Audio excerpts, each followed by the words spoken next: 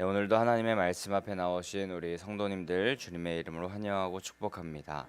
특별히 오늘은 성탄절입니다. 가장 높은 곳에서 가장 낮은 이 땅에 예수님께서 우리를 구해 주시기 위하여서 사랑으로 오신 참으로 기쁜 날입니다. 영어로는 크리스마스라고 하고요. 영어권에서는 성탄절 날에 메리 크리스마스 이렇게 인사하는데요. 이 메리 크리스마스의 의미는 즐겁게 기쁜이라는 뜻을 가진 메리, 그리고 그리스도를 뜻하는 크라이스트, 또 예배 모임을 뜻하는 마스가 합성되어서 메리 크리스마스라고 그렇게 인사하면서 기쁜 성탄입니다 그렇게 인사하는데, 오늘 우리 즐겁고 기쁜 예수님 오신 날을 맞이하여서 메리 크리스마스 한번 인사해 볼까요? 메리 크리스마스. 메리 크리스마스.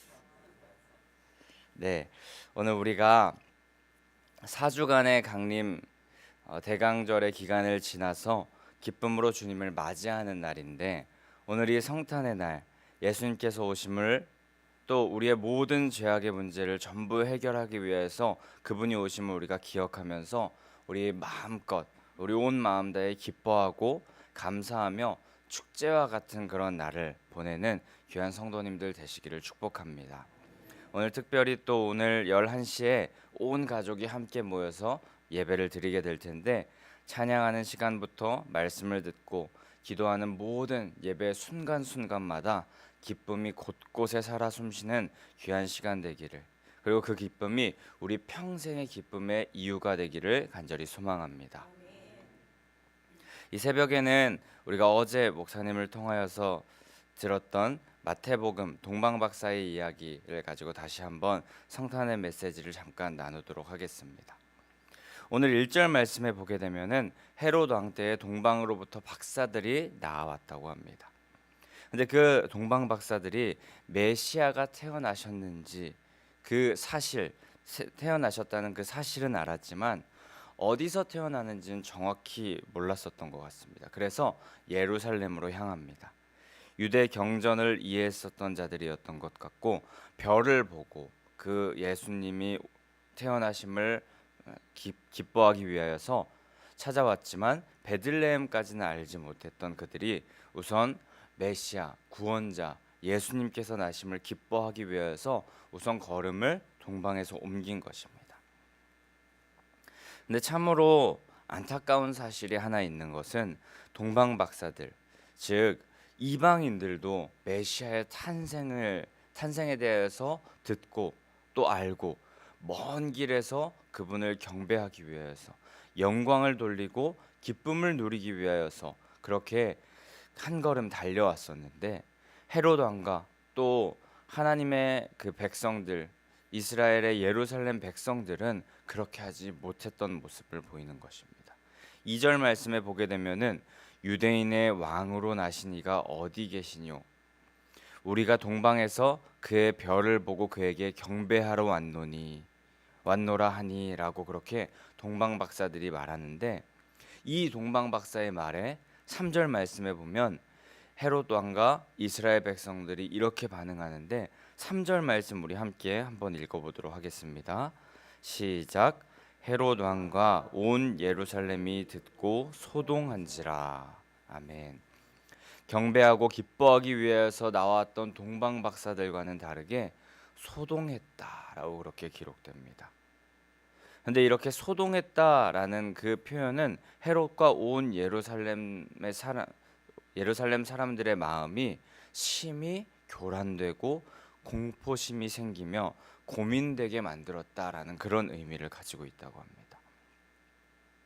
권력에 대한 대단한 집착을 지녔던 그 헤롯 왕은 자신이 다스릴 이 유대 땅, 그 땅에서 자신이 아닌 다른 사람이 왕이 된다는 것, 왕이 태어난다는 그 소리, 그 말을 받아들일 수가 없었습니다. 그는 왕위를 지키기 위해서 아내와 두 아들까지도 죽였던 권력의 눈이 먼 인물이었기 때문입니다. 또한 예루살렘 사람들도 소동했다라고 그렇게 기록이 되는데, 이것은 조금 이해가 되지 않을 수 있습니다. 왜냐하면은 로마의 압제 가운데 이 메시아가 오심을 고대하고 고대했던 그런 사람들이 이 이스라엘 사람들이 아니었나. 그래서 그 예수님의 오심을 들었다면, 탄생의 소식을 들었다면은 기뻐하는 것이 당연한 것 아닌가라고 생각이 될 수 있기 때문입니다.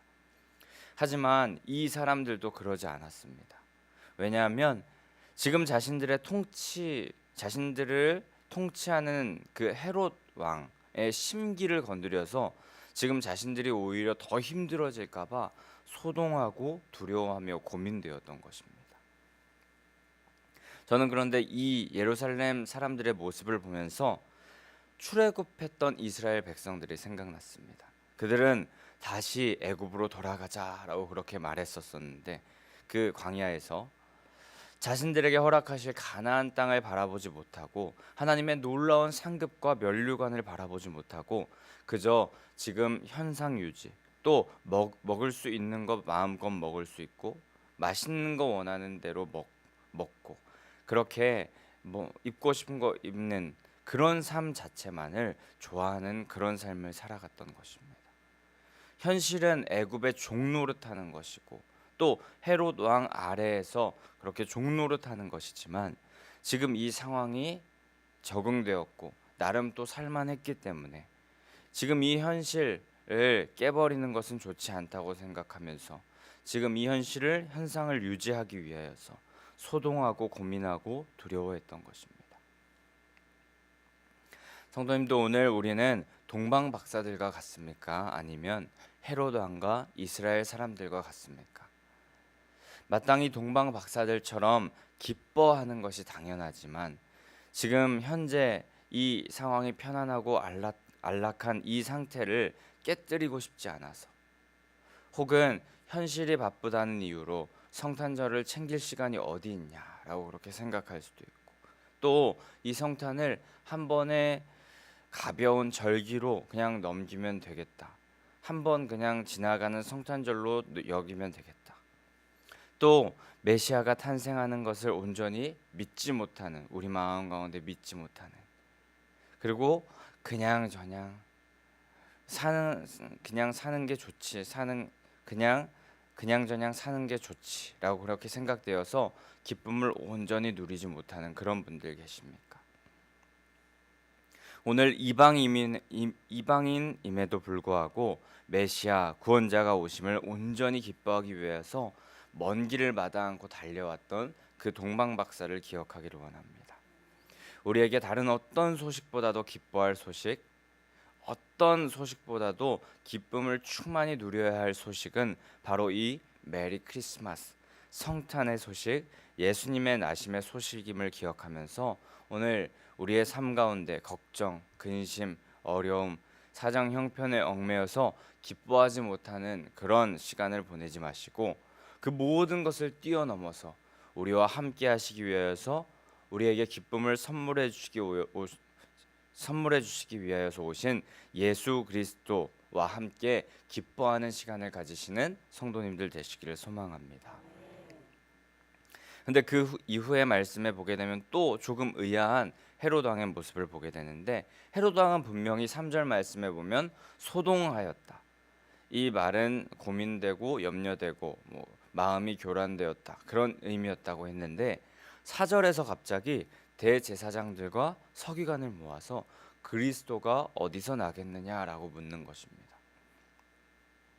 마치 그리스도가 어디 나겠는지 알고 그에게 가서 경배하겠다는 그런 뉘앙스를 그 이후에 조금 품게 됩니다. 이에 그 대제사장 서기관들이 미가서에 기록된 내용을 찾아냅니다. 6절 말씀에 보게 되면 미가서의 내용을 찾게 되는데 우리 함께 6절 말씀도 함께 읽어보도록 하겠습니다. 시작. 또 유대 땅 베들레헴아 너는 유대 고을 중에서 가장 작지 아니하도다. 내게서 한 다스리는 자가 나와서 내 백성 이스라엘의 목자가 되리라 하였음이니이다. 아멘. 미가서 5장 2절의 말씀을 이 대제사장과 서기관들이 찾아내고 헤롯 왕에게 말해준 것입니다. 그리고 헤롯 왕은 7절 말씀에 보면 박사들을 불러내어서 별이 나타난 때를 자세히 물어봅니다. 별이 나타난 때가 메시아가 탄생한 때라고 생각하면서 자신도 가서 경배하겠다라고 그렇게 말하는 것, 그리고 그런 마음을 품는 것 같아 보입니다. 8절 말씀에 보면 동방 박사에게 말하기를 아기에 대해서 또 자세히 알아보고 찾거든 자기에게도 알려달라고. 그러면 자신도 가서 경배하겠다. 그렇게 말합니다. 갑자기 헤롯 왕의 마음이 소동되었던 것이 조금 반전되고 역전되어서 중심이 바뀐 것 아닌가라는 생각이 들 수도 있지만 아니었습니다. 7절 말씀과 8절 말씀을 자세히 보면은 이 헤롯 왕의 속마음을 알 수 있는데, 우리 함께 또 7절 8절 한 번 더 읽어보겠습니다. 시작. 이에 헤롯이 가만히 박사들을 불러 별이 나타난 때를 자세히 묻고 베들레헴으로 보내며 이르되 가서 아기에게 대하여 찾거든 내게 구하여 나도 가서 그에게 경배하게 하라. 아멘.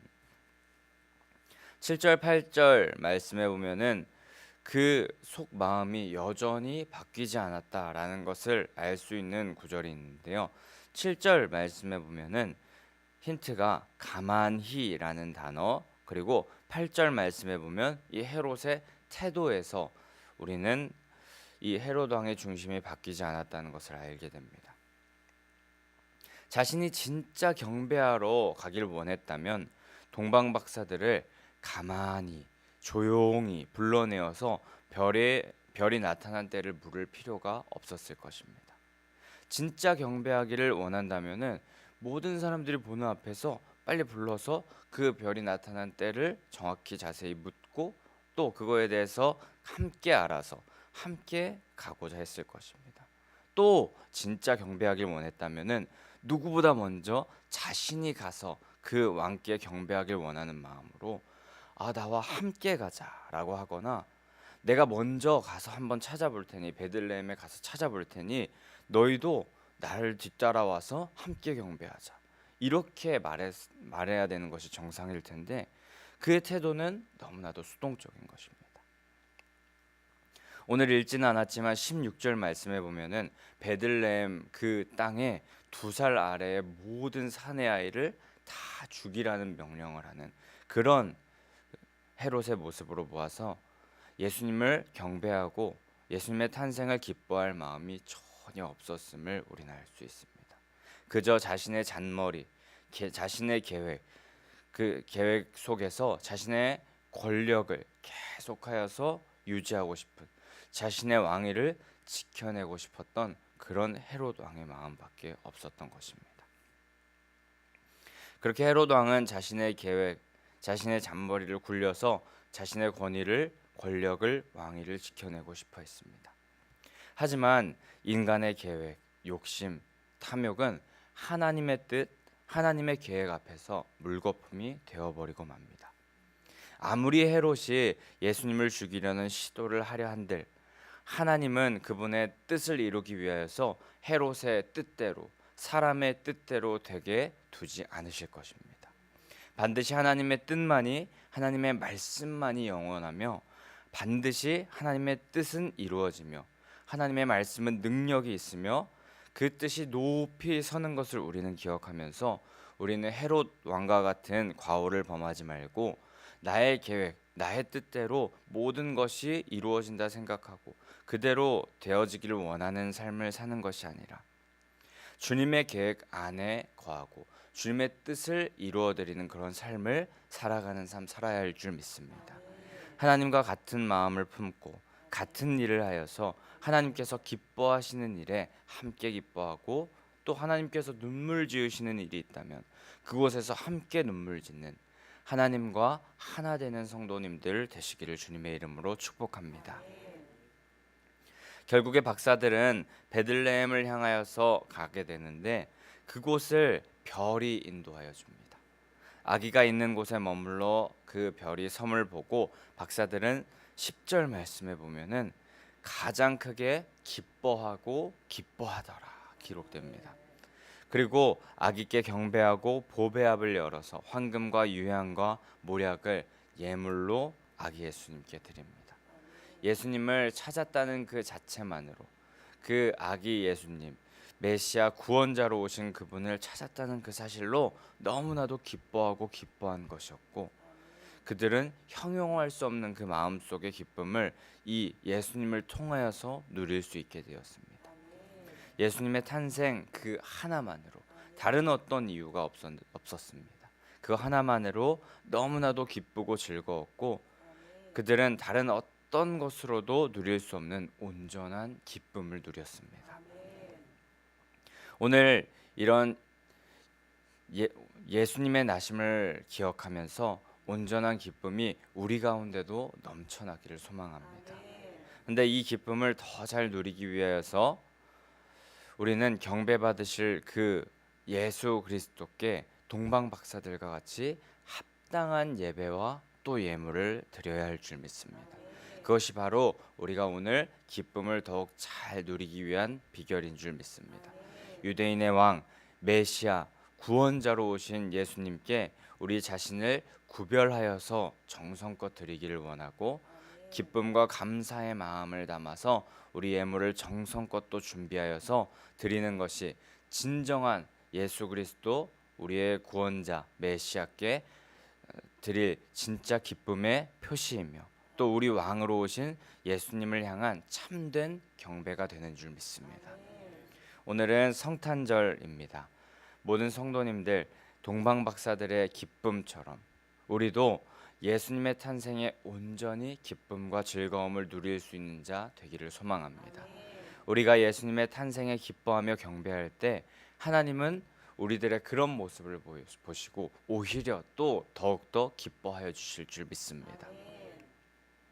또한 우리 그 예수님의 탄생으로 인하여서 기뻐하는 그 마음을 가지고 그 기쁨을 예배로 올려드리는 귀한 오늘의 시간이 되기를 소망합니다.